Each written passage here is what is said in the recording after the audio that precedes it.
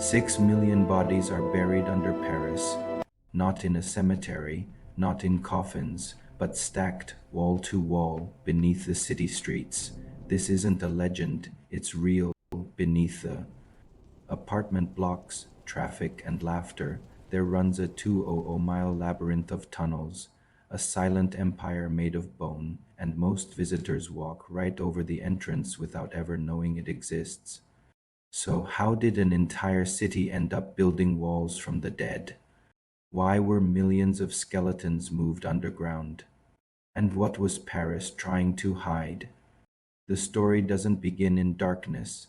It begins with overcrowding. By the late 1700s. Paris was suffocating, its cemeteries were overflowing, the largest, less innocents had been in use for centuries.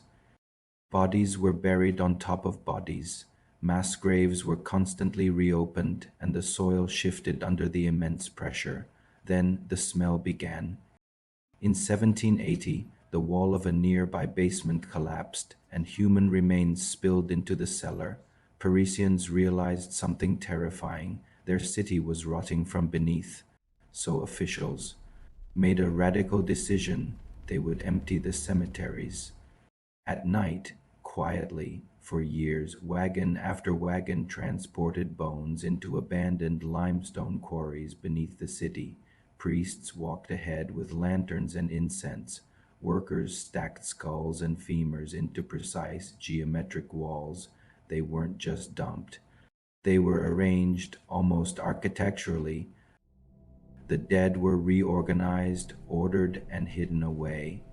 What began as a sanitation project became something else entirely, a subterranean monument, a city beneath a city.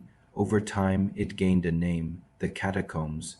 Today, thousands of people descend into this underworld every year. They photograph it, they whisper in it, they walk through corridors built from the very remains of Parisians. Past. But few stop to ask if this was only about sanitation. Why were the bones arranged like a monument? And what else lies hidden beneath the streets of Paris? Let us know what you think in the comments. Thanks for watching, and don't forget to subscribe for more journeys into the unknown.